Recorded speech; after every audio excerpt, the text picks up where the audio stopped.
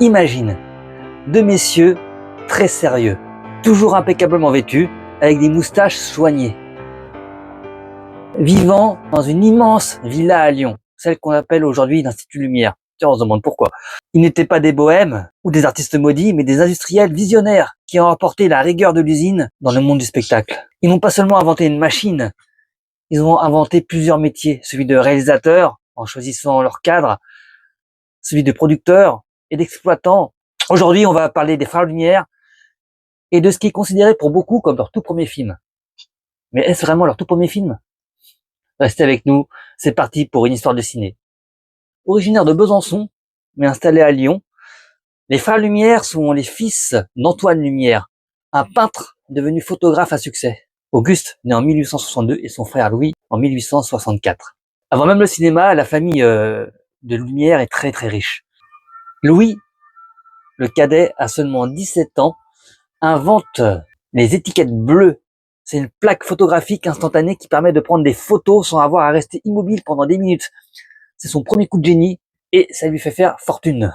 D'ailleurs, c'est lui, Louis, le véritable inventeur du cinématographe. Il est brillant, méticuleux, il possède un œil artistique incroyable et c'est lui qui comprend que pour que le cinéma fonctionne, il faut un mécanisme de griffe inspiré de celui de la machine à coudre pour faire défiler la pellicule image après image sans la déchirer.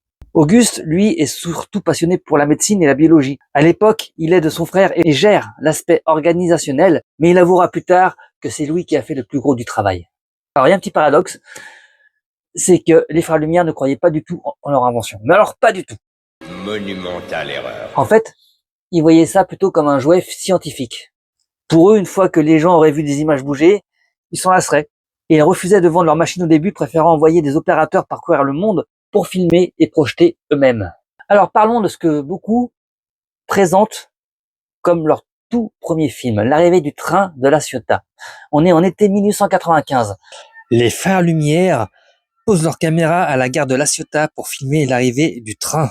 Et leur coup de génie, c'est le placement de la caméra.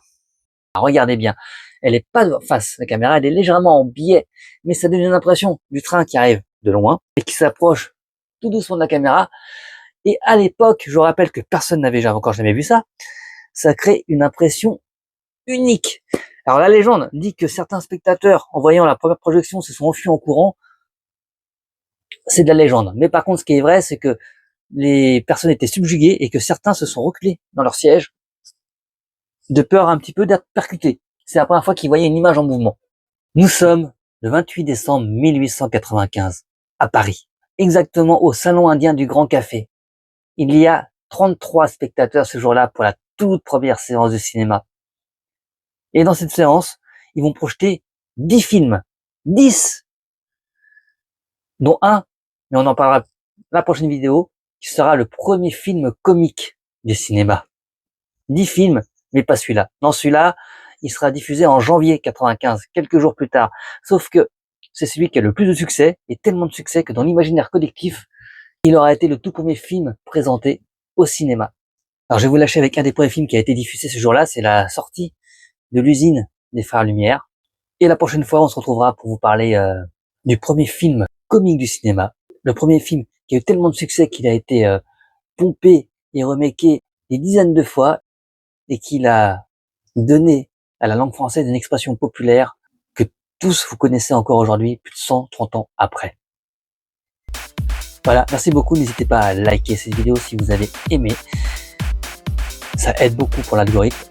Et puis nous, on se voit très vite dans une histoire de ciné avec l'histoire du premier film comique. Ciao, ciao. À l'aube de mon automne, je m'étonne, ça détonne, du poker de ma vie.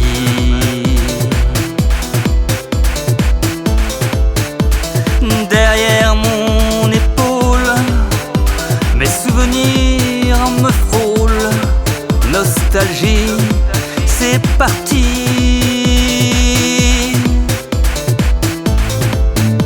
Et ce grand train de la vie, ces paysages qui fuient, ces voyageurs pressés. Elle Ai-je assez profité de mes tendres